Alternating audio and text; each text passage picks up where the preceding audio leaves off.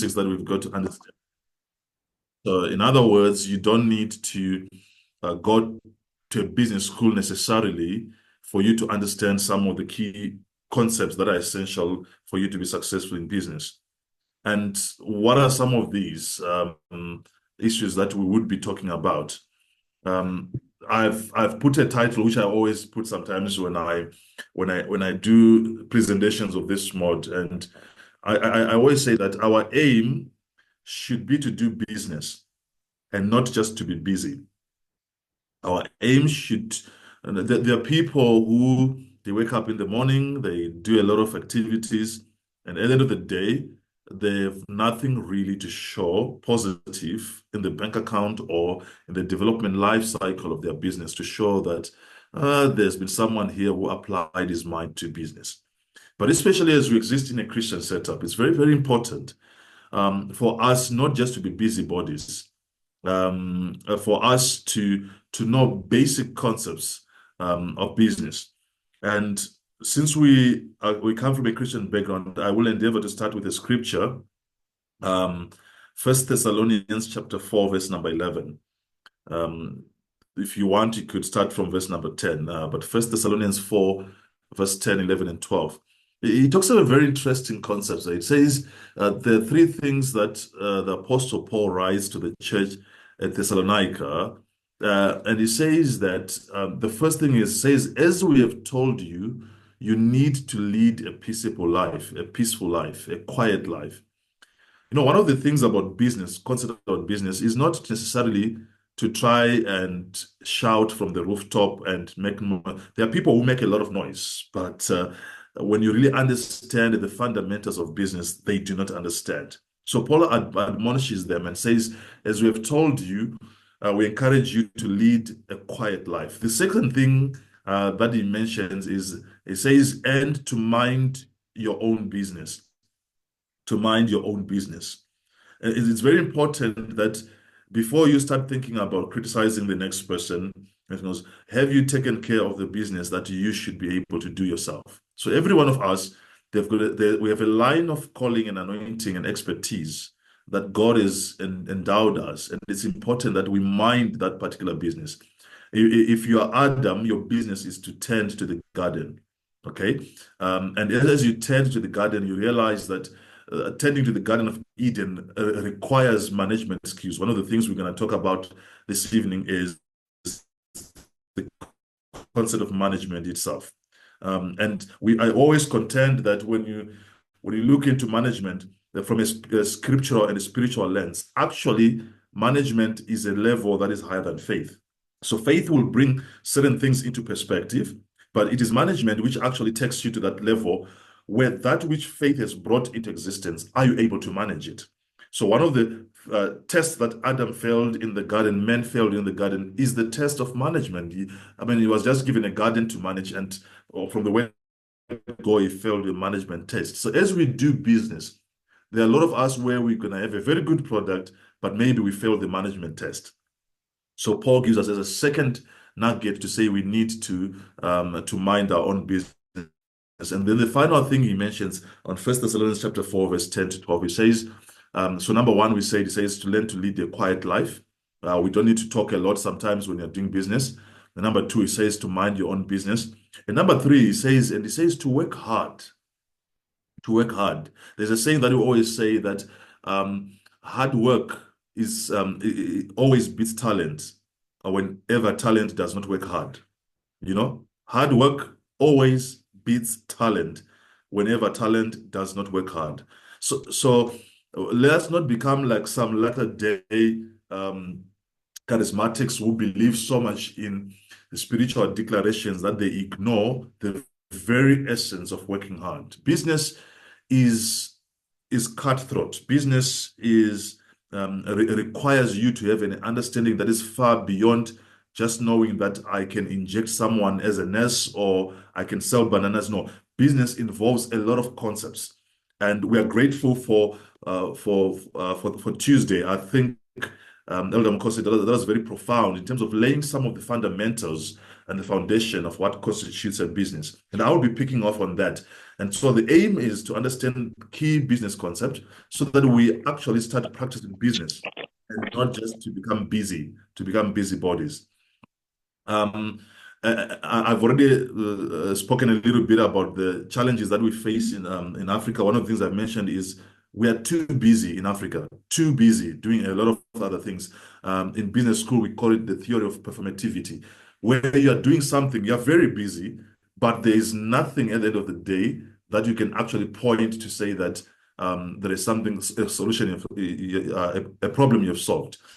There is a lack of enough entrepreneurs in Africa, in our view. Entrepreneurship is simply solving business. So we are here this evening to solve some of the key business concepts, as it were. I'm not going to go much into the rest of the presentation. Those would be available. Let me start from the word go with our operations and processes. What are some of the operations and processes that are necessary in business? And I would like for the next 5 minutes to indulge me as I talk over what is a simple model that we call a value chain analysis. A value chain analysis, really in business, what we are saying is whether you're selling bananas on the side of the road, or we are running a spaza shop, or you're running a massive engineering firm, or you're offering services online, or you're driving an Uber, no matter what business you are into, we ought to understand the concept of value chain. Value chain simply means you place all the activities that are part of your business model. You write them down and you segment them and you make sure to understand where is it that you are making money and to understand where is it that you need to improve and where is it that you are losing money. So when we talk of a value chain analysis, we basically break it down into two. You have your primary activities. These are the things that you do to if someone asks you what business are you into, then your answer is I'm an Uber driver. So that's the primary activity, or you say I run a spaza shop. So we want to identify what are the primary activities without which this spaza shop or this tuck shop or this supermarket is not going to exist. Okay, so those are your primary activities. Then you do have some support activities where sometimes from time to time you might find a leeway to do without, but they are very, very important. And so I would want us, as I'm discussing, each and every one of us, try and identify the activities that contribute to your product or that contribute to your profitability or that contribute to your service. Now, I'd like you to tabulate them, to write one by one. And please take note as you're writing those activities. Now, we're not talking of strategy, we're not talking of big things, we're talking of basic activities. And in the value chain analysis, we are saying that you can actually break your primary activities into 5. Number 1 is your inbound logistic.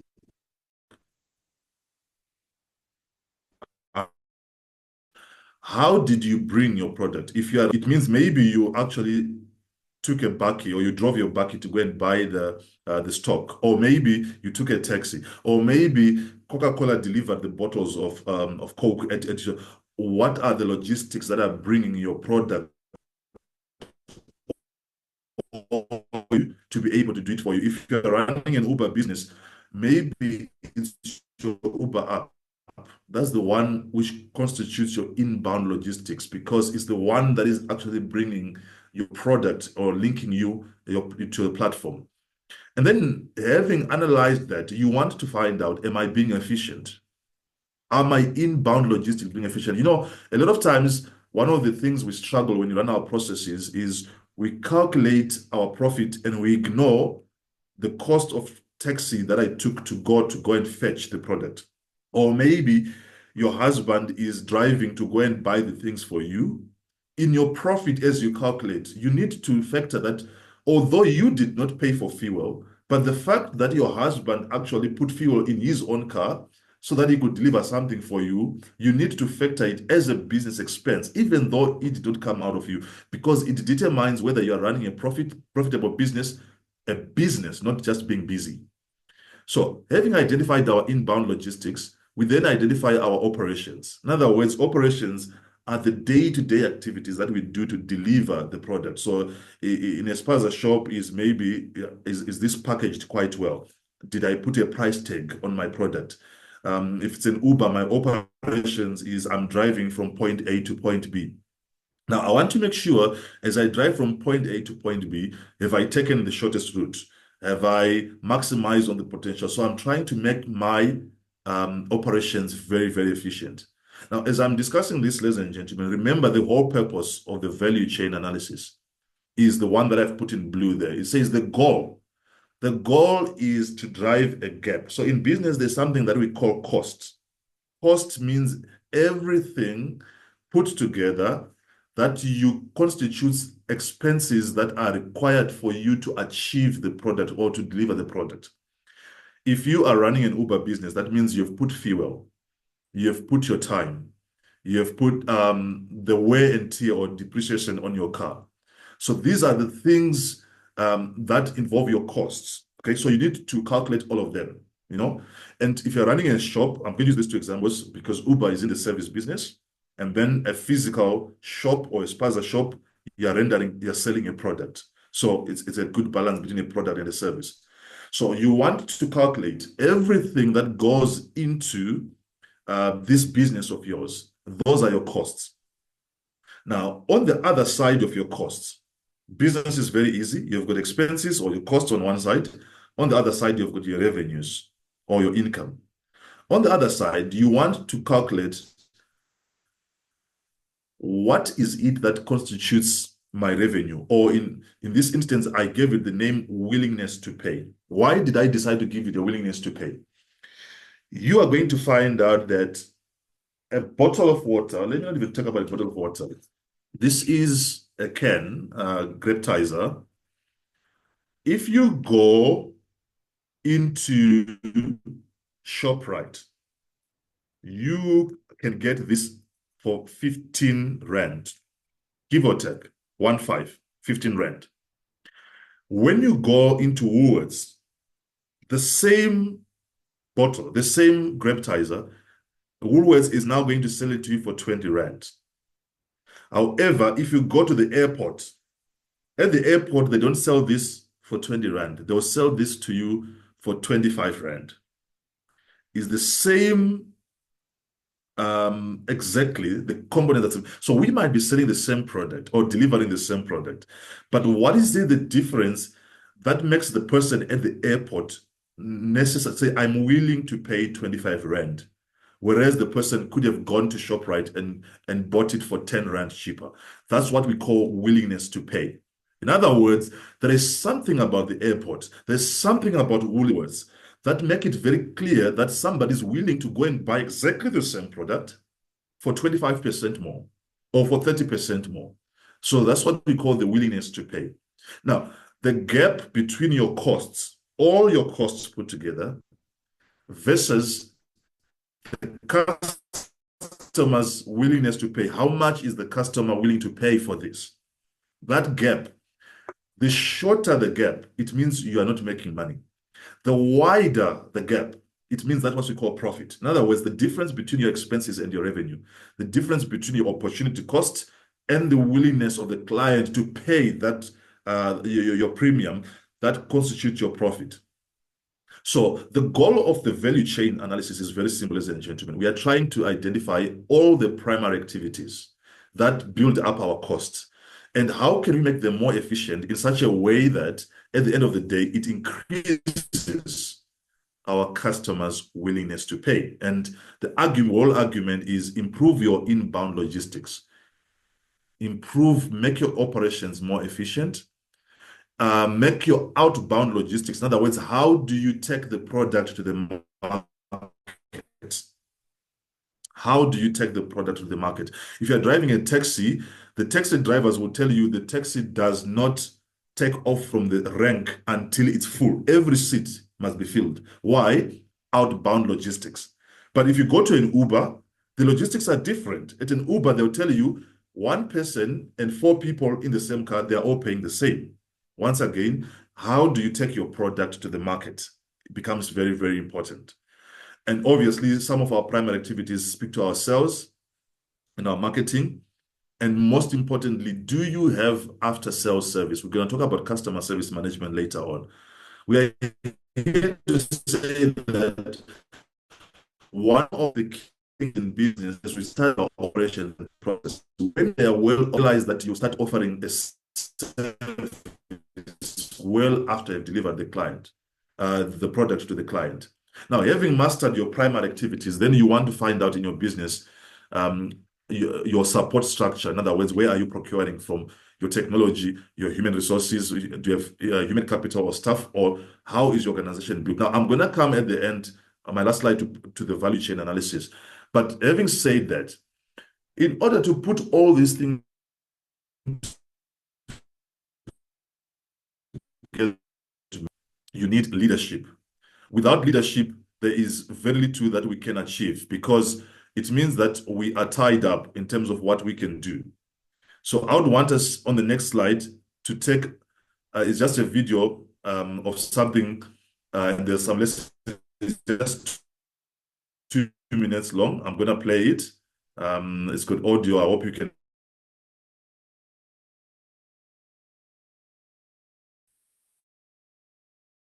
And what happened. But Holland comes in for a pit stop. Time to refuel and change tires. Lou Moore himself changes the tires. Only 4 crew members, including the driver,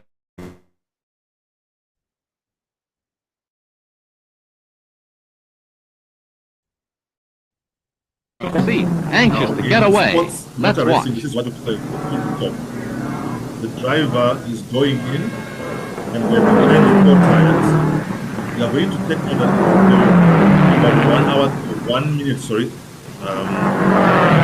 minute, 30 seconds to change 4 tires. And the sound that plays in the background, these are your competitors who are driving.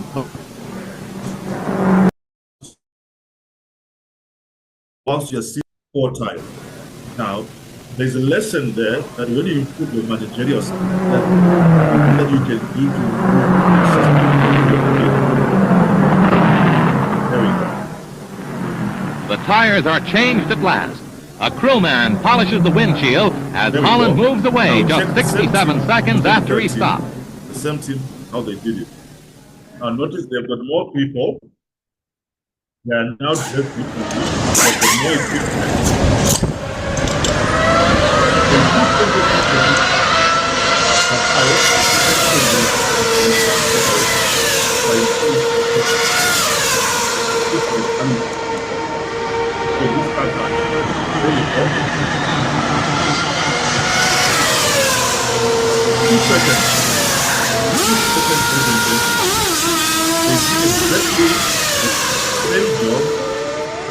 That was done 70 years ago. It took 67 seconds. And then in this instance, it took them just 2 seconds. How did they do it? So that's the most important thing. How do they do it? This is the concept of leadership and management. Leadership and management. In your business, gone are the days of the boss trying to do everything else. By the way, I always say that if you are in business, the number one responsibility, especially if you're a founder or you call yourself a CEO, the number one role is to lead. It's not to manage other people or to print business cards and say, I'm a CEO of a company. No, the number one is to lead. And the best way to lead is by leading sales. So all the best CEOs in the world, they bring in business. They are the chief business development officers of their business. In other words, there's no job that is too dirty for the CEO. There's no job that is too. So when you show that leadership to say, I'm willing to go and I'm willing to show everyone else that I'm going to bring business. So that's leadership now. So in this case, you see that there are 4 things that we talk about when we talk about leadership and management. Number 1, we talk about a principle in the green corner there, what we call advocacy or create. In advocacy, what we're simply saying is, if you are to succeed, you have to try and do things first. I always get illustrations of people sometimes who says, oh, there is this business which is doing very well, and then they're like, okay, let's go and try and do it together. By the time everyone is talking about it, it's already too late, ladies and gentlemen.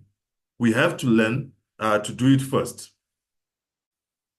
So the principle of creativity, the principle of trying to always be thinking about how can I make my product better? How can I improve the delivery of my product is very, very important. Having done that, then the next thing is in the blue box, in the blue corner there, it says about compete. How do we compete in the market? So if you are doing exactly the same thing, there's no differentiation of your product between you and the next door neighbor. You have not optimized your processes or your operations. You don't understand your value chain. You don't understand your supply chain. You don't understand what are the activities it is that make me deliver my product better to the market. It means that sooner than later, you are going to be kicked out because in the business environment, there is competition, ladies and gentlemen. In competition, the competition happens in the market. A market is simply a place where buyers and sellers meet. But please take note, you are not the only seller. There are others who are selling either the same product or maybe a complementary product. So sometimes when you optimize your processes and your operations, please take note, we are very good at analyzing our competitors, those people who are selling the same product as us.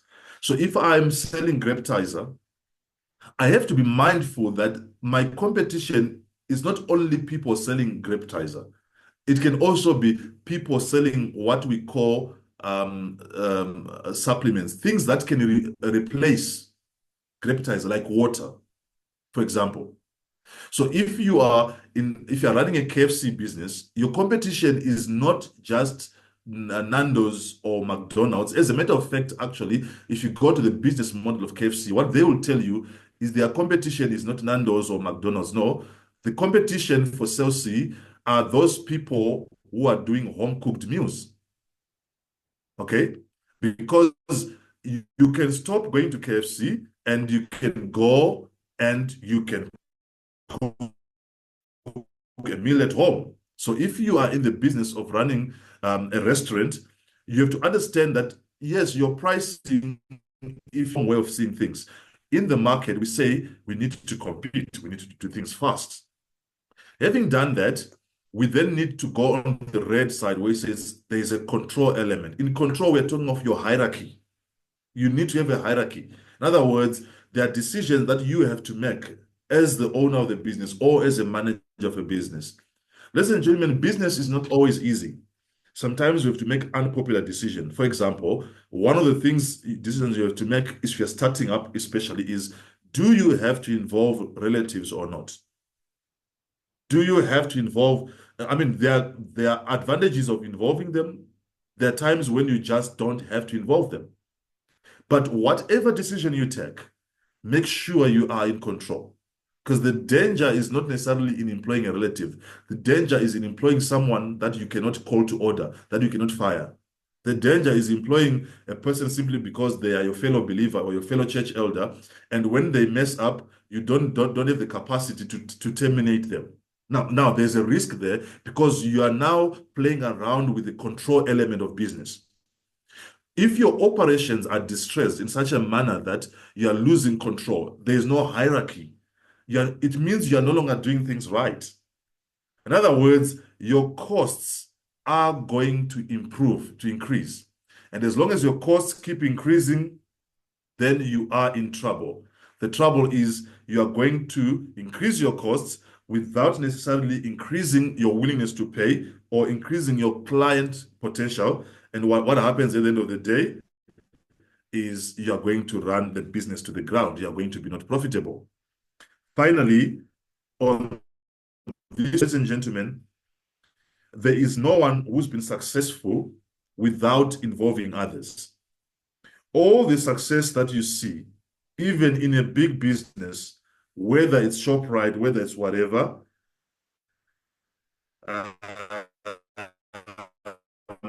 that are actually collaborating together to come up with that particular product.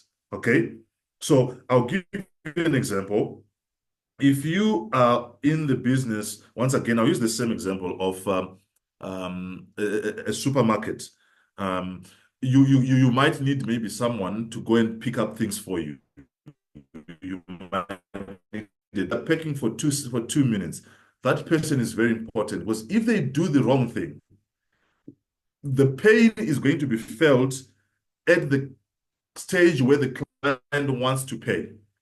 So what we are saying is, in management, we have to develop a skill of bringing everyone together. Ladies and gentlemen, if there is, I mean, you can afford to be divided in your in some capacity, but if you're in business, there is no way you as the CEO or as a manager, you don't see eye to eye with the person who's doing your procurement or the person who's doing your accounts or your driver. There has to be collaboration. In other words, we have to stick together. Okay? If you One of the things we'll talk about is, for example, issue of training. That is sometimes we have a tendency of, and I've seen it if you look at people who who bring in helpers to help at their home. A lot of times, what they do is the helper can stay for 10 years, and they never bother even to send that helper to school or to upgrade them. They think it's a waste of time. So there was a case in the US where I think it was in Microsoft, and they were arguing to say we are spending a lot of money on learning and development needs of our staff. Another executive then says, what if we train our people, we pay all these things, and then they leave us, and then they go to our competitor? It means we would have wasted money. And one of the executives then responded and says, okay, that's a very good point. But have you thought about it this way? What if we don't train them and they stay? What if we don't train them and then they remain? Which means we are going to be staying for the next 5, 6, 7 years with somebody who's not empowered, simply because we don't want to do things together. So in management, we're saying in business, everyone that exists in your value, in your supply chain, you need to empower them. That's collaboration. You need to do that clanhood. We need to do things together. So that's just a little bit on leadership and management. Now, going forward, let's talk a little bit about customer service management. And I've just put a quote there from Barack Obama. So his name is spelled wrongly there. He says, when you do business, there is no excuse for customer service. You just have to learn how to get stuff done. Full stop. You see, business is one of those domains where explanations are not required. In fact, they are not needed. They're not allowed. If you find yourself in a situation where you have to explain on how you did not get it right, it means that your customer is already dissatisfied. So excellent customer service simply means we need to learn how to get stuff done. I've been to many business seminars where people ask about technicalities. Oh no, my business is struggling and everything else. To tell you the truth, a lot of reasons why your customers are no longer coming back to you is because you shafted them, you messed them up, they were not happy with your service. As a result, you see what happens in customer management is an unsatisfied customer, an unhappy customer, they say is most likely going to tell 15 other people, whereas a happy customer might only tell 5. So the danger is if you don't learn how to get things done and your customer ends up not being happy, simply because you failed to understand your value chain. Once again, everything comes back to the value chain, because in the value chain, under your primary activities, we said that the fourth one is actually marketing and sales. Okay, so if we don't learn how to optimize that value chain, it means sooner or later, we're going to find ourselves in a situation where our customers are complaining about us, and it's very expensive to bring new customers. You'd rather maintain the customers that you have than to go out there and look for new customers. So let's just learn how to get things done, full stop. Now, how do you build long-term customer relationships? Now, my argument this evening is we need to learn some of the tools that can be deployed in your business. We are talking this evening about business fundamentals. And we need to understand that there are tools that are available for us to maintain customer relationships, to maintain satisfaction. And We generally classify them into three. You've got your operational CRMs, and the purpose of these ones is basically to do with your operations. Remember, your operations fall as part of your primary activities. So you want to know, are my customers happy from an operational perspective? In other words, when you talk about sales, at any moment, you must be able to know what sales am I doing, where am I doing those sales, and are they automated? You also want to look at your marketing. Nowadays, it's very easy with marketing, ladies and gentlemen, because of social media. You can actually have a successful campaign if you understand something called search engine optimization. If you don't, just find someone who does marketing to say, can you do me a search engine optimization? You want when someone Googles to say, I'm Googling what is a supermarket. You want your company or your product to be on page number one, because Google, if you Google anything, Google might give you 1 million responses. But clients don't have time to waste going on page. As a matter of fact, clients are known not even to go on page number 2. Even on page number 1, clients will go to the first 3. So you need now to optimize so that when people search to say, hey, I don't have power today, and then they Google electrician, within your geographical area, you want to be the first person or among the first page that comes. If you're an Uber business, your operational CRM is your app. So what happens on your app is there's something there where your clients rate you. You want to have a 5 out of 5 or a 4.8. When your clients are complaining, what it means is that over time, people are going to run away from your services. So building this customer relationship tools is very important. Then if you, depending on the business model that they're running, you can maybe look at analytical CRMs, which is where now we are mining data. Ladies and gentlemen, one of the most important things that we actually see nowadays is all businesses, they are actually in the business of collecting data. If you don't have the number of your clients in your phone, then something is wrong with you. You need to segment your clients in such a way that you can put them into 3 categories, roughly. Sometimes it can be 2 categories. You can give them any other name, class A, B, C. Someone can say platinum, gold, silver. 1, 2, 3, doesn't matter. There need to be platinum clients through your analytical customer relationship tools, where you know that if this client calls, even at 10 in the evening, I am prepared to drop what I'm doing and to attend to them. Why? Because you know, if you lose that client, you have lost 10% of your business. Our challenge is sometimes we spend a lot of time trying to market ourselves to clients who are contributing 0.5% of our revenue. And maybe the client is paying you, there are some business things, people that we've lied to ourselves to say all clients are equal. No, all clients are not equal. There are clients who are more equal than others. You go right now to even to an immigration department, they will tell you there's premium clients and there's other ones. You go to an airplane, they'll tell you there's first class and there's economy. Any business has to know the concept of segmenting their clients, to know that I can afford to lose. I'm not saying give other clients a second class rating. No. But I'm saying that you'd rather drop whatever you're doing and concentrate on your platinum clients. So data mining is very important. Analyzing the data that you get.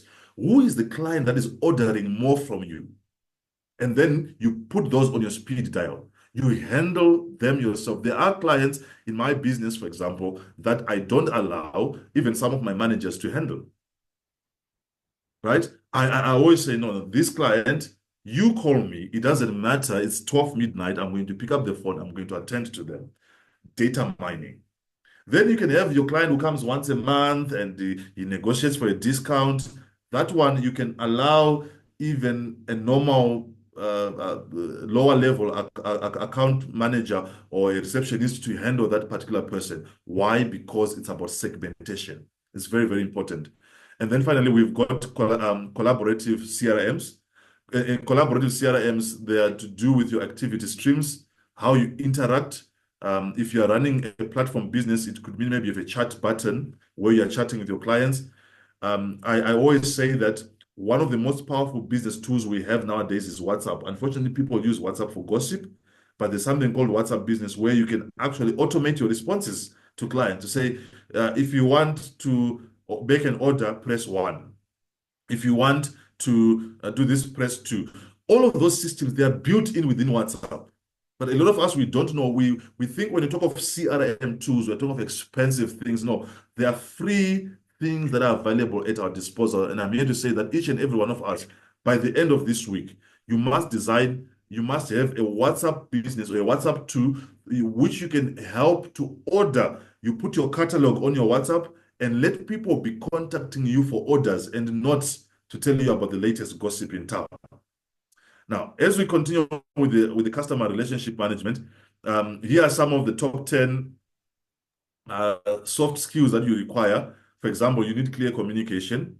We need listening skills, understanding what the client is saying, and also understanding what the client is not listening. The art of communication, rather, is the art of understanding what the client is saying, number one, and number two, understanding what the client is not saying. Because some of us will come back and say, oh no, but the client was not complaining. But there are ways of complaining that we might be missing. Languages are different. Positive attitude is very important in business. Being assertive, trying to know what's happening around. Conflict resolution. Empathy, putting yourself in the client's shoes. If you were your own client, would you be buying from yourself? That's basically what we talk about. Putting yourself in your client's shoes. And also this concept of depersonalization. We always say in business, don't catch feelings, okay? Don't take yourself passionate about business, yes. But sometimes clients can mess us up. Creditors might not pay us on time. You need some time to disassociate yourself, take a step back, you from the business, understanding that the business on its own, it's a legal person, it's a legal entity. If you understand this principle of depersonalization, you'll be able to treat even a rude client in a good way. Because why? The client has called you a monkey. But are you prepared to lose that simply because, no, you can't say that to me? Because sometimes the amount of abuse that sometimes we have to experience in business just so that we can get that client, it's a lot. Remember, we're talking about business, not business. We also need to take responsibility in case something falls off. And also just to have a sense of humor. It's a good way of communicating with clients. So besides the value chain analysis, here's one thing that we can also do, what we call a customer service improvement plan. Everyone must have this, and it's very simple, only 5 points. Number one, identify your customer service touch points and do a journeyman. Very simple. What it means is understand what is it that is going to make your clients angry. How do you do this? Sometimes people can do surveys, okay? A survey can be something like what you're seeing. You've seen these buttons whereby someone say, can you please press on a scale of 1 to 5? Are you happy with us? These things are not expensive. They just need your investment. Because why? This forms part of your primary activities, getting that feedback from your clients. And then number two, you establish your key performance indicators to say, okay, my target is I used to deliver my product in 20 minutes.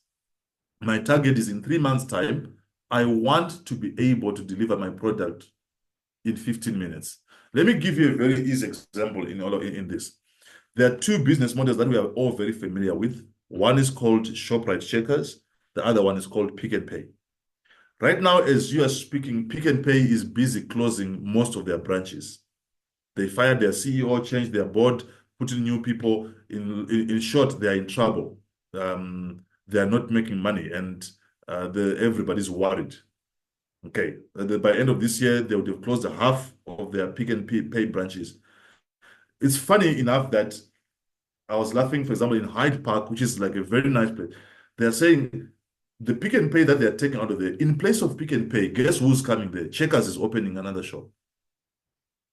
Why is it important? And if you study this, it's very important. It's just about establishing your key performance indicators. Because a few years ago, Checkers did something which Pick and Pay failed to do. Checkers invented something called 60-60, wherein they were promising their clients to say that if you order something on your phone, we are going to deliver it no matter where you are, within 60 minutes. And they made sure that that thing worked. They were even peeling off clients of even Woolworths, even though Woolworths is a different aspirational brand to them.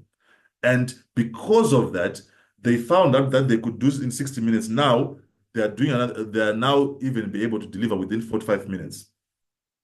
And because of that, they are giving themselves key performance indicators to say our performance is we want to deliver this within 60 minutes.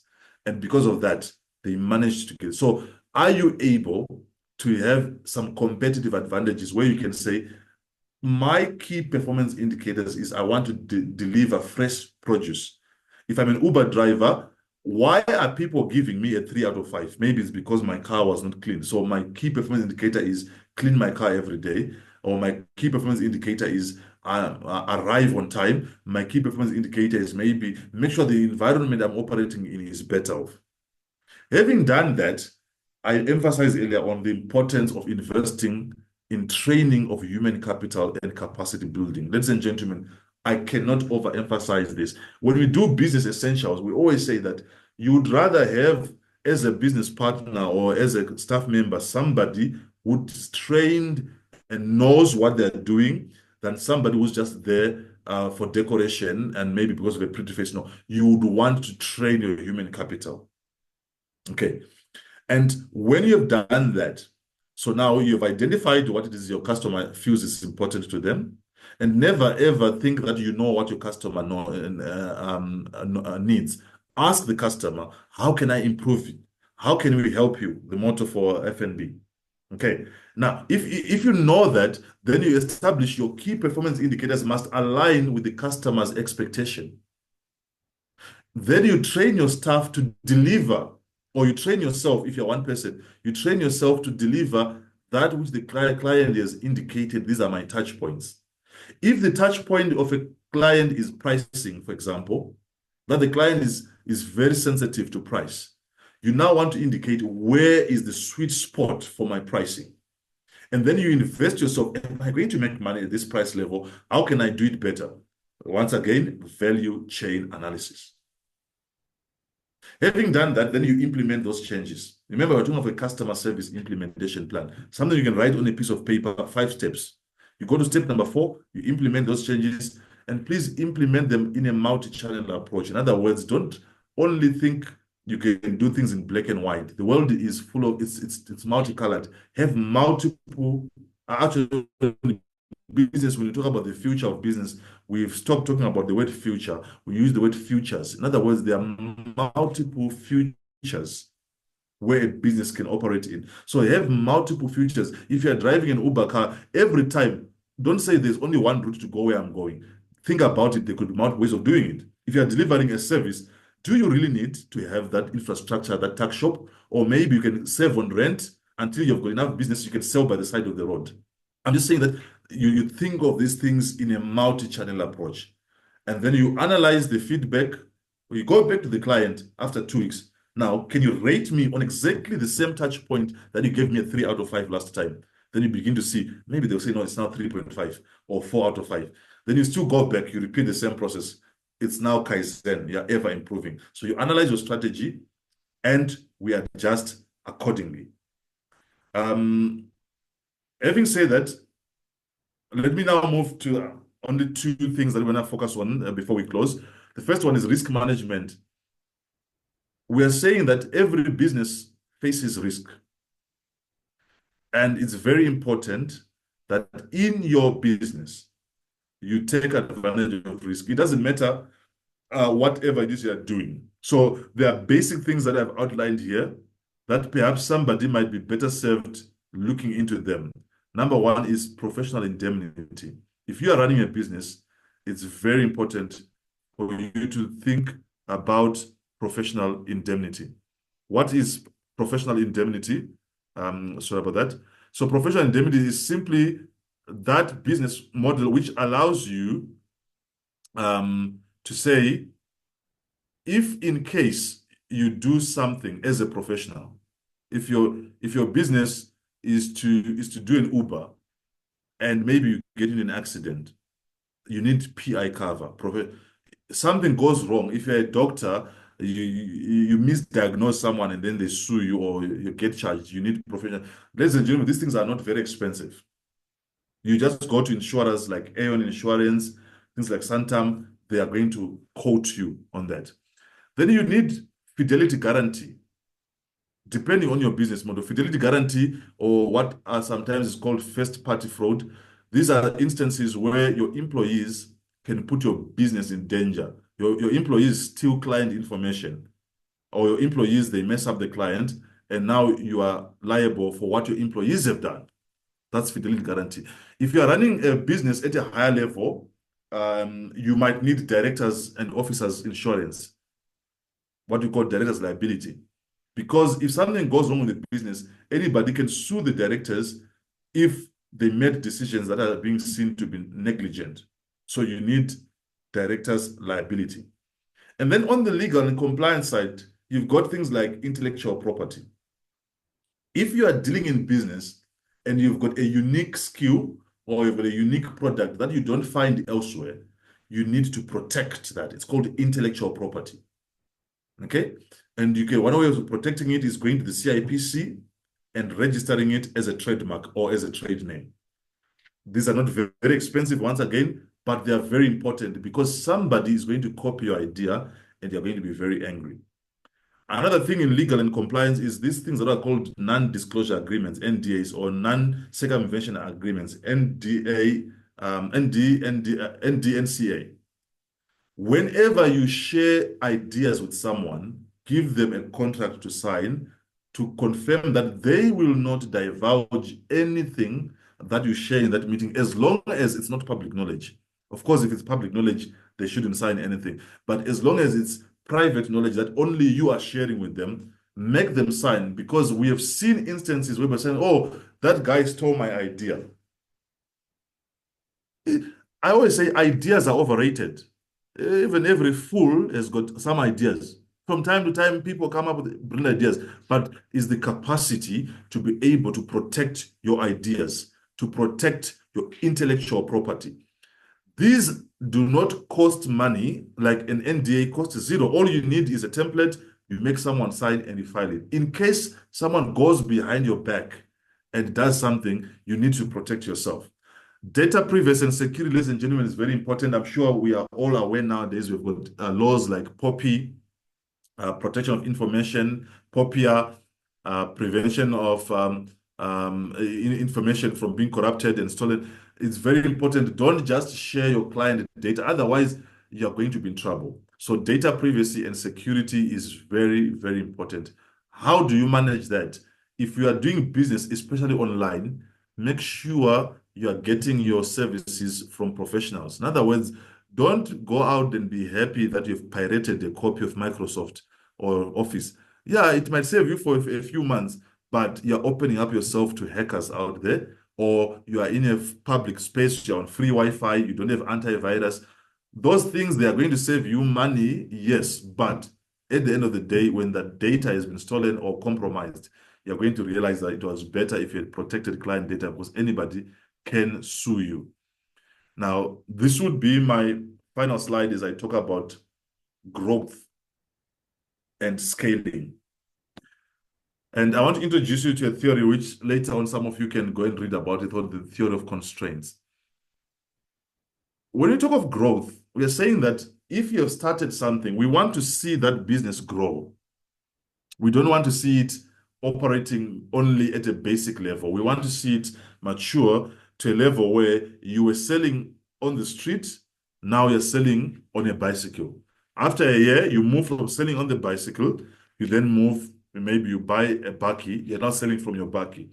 From selling from the bakkie, you now open a tuck shop or a spaza shop or a supermarket. From there, you're now delivering using a truck. You're now having branches. How do you do that?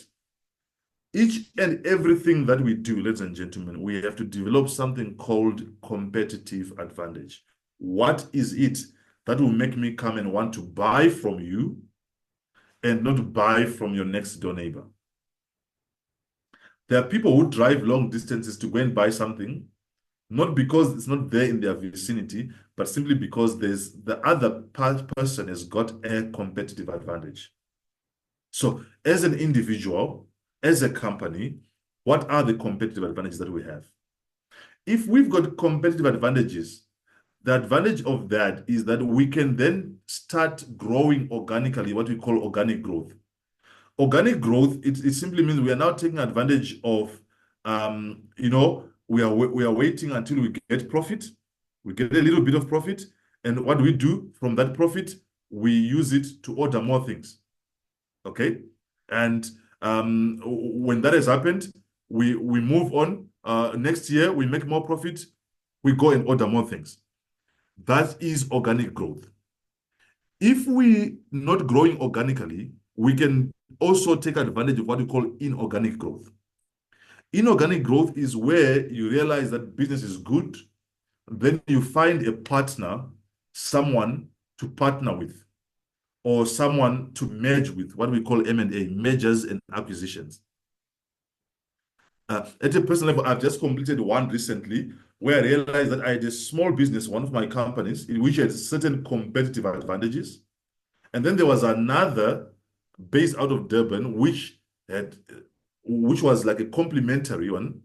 And we came together and we merged these two companies, 50-50. And behold, we had now one larger company. There's a saying where in English where they say that the sum is always, is greater than the sum of the individual parts. In other words, when you've put everything together, it's better than when people are doing things one-on-one. So one of the things we teach in business is sometimes we are obsessed with being, I'm the sole owner, I'm the sole proprietor of this business. But sometimes it's just, it's like ordering a small pizza, You can say, yeah, it's mine. I ordered a whole pizza, but it's a small pizza. Or maybe why don't we join the two of us? And then we order a bigger pizza. Instead of 8 slices, you are going to get 4 slices. I'm going to get 4 slices. But a bigger pizza is better than for me to say I've got 100% of a small pizza. So what does it mean? Inorganic growth, identify that we are weak in this area. We don't have a competitive advantage in this area. And in that area where you do not have a competitive advantage, what do? You go to someone, you partner, you form alliances, you merge, or maybe someone buys you out, or you sell a certain portion of your business, as long as it contributes towards the growth of the business. Now, as we scale and grow, we need technology. I am yet to come across any business which is growing nowadays without the advantages of technology. Even the church business is only growing because of the power of the internet. We are able to reach millions all over the world. So you need to find out in whatever business, or it could be a service that you're providing, am I leveraging off technology? And I'm here to say that I've said already, one of the easy things we can do is WhatsApp represents a good technology. Facebook represents good technology. All these social media apps, our disadvantage is we've tended to use those for personal gratification and aggrandizement and other things, but those are actually business tools. The guy, for example, who founded WhatsApp, he sold it after 4 years to Facebook for $18 billion US.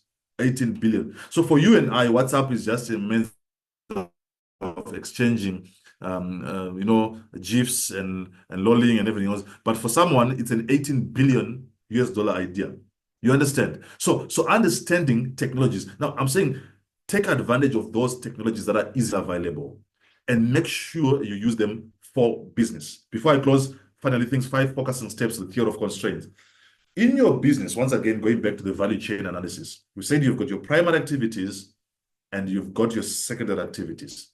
And we say that in your value chain, identify on your primary activities, every single activity that you are doing, is it contributing towards the growth of your business? Every single activity. Some people have a habit of waking up and going to the market every morning. You need to go back and analyze, do you really have to go to the market? You might find out that you don't need to go to the market. Maybe you need to put some money together and as a cooperative, and one person goes to the market. Maybe you need to call the market and the market delivers to you. I'm just saying that every activity you're doing in the value chain, you need to analyze it. Now, as we analyze that, we analyze it through what we call the theory of constraints, these 5 steps. Number one, when you do these things, you are going to identify that there is what we call a constraint. A constraint, or sometimes called a bottleneck, is that thing which is stopping you from moving to the next level. Now, to make it an illustration, I'm going to make it very easy for us. Think of it as a highway. You're traveling from Pretoria to Johannesburg.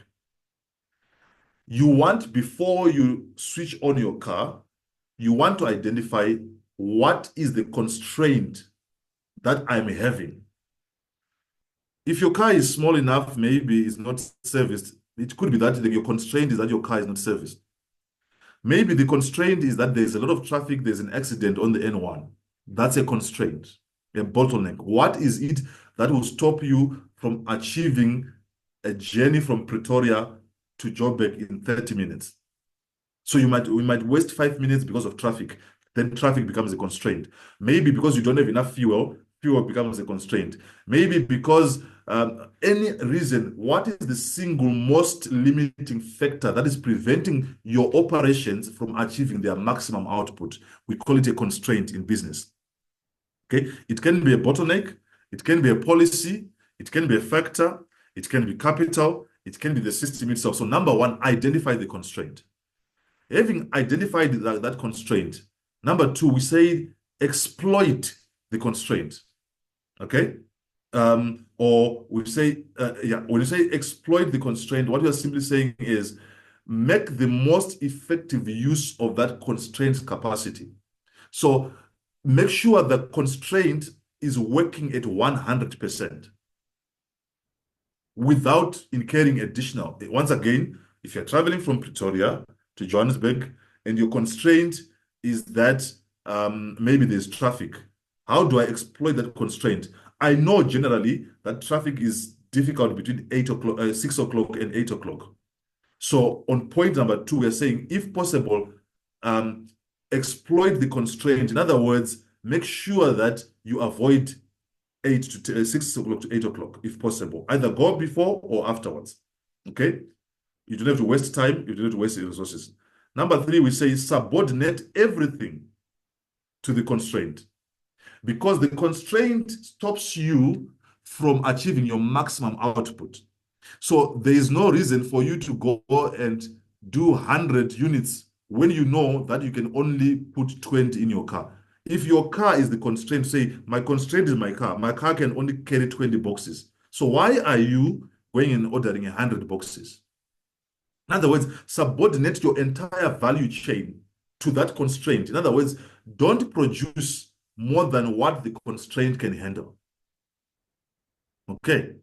Number four, having done that, we then say you need to elevate the constraint, which means you need to take action to eliminate this constraint or increase its capacity.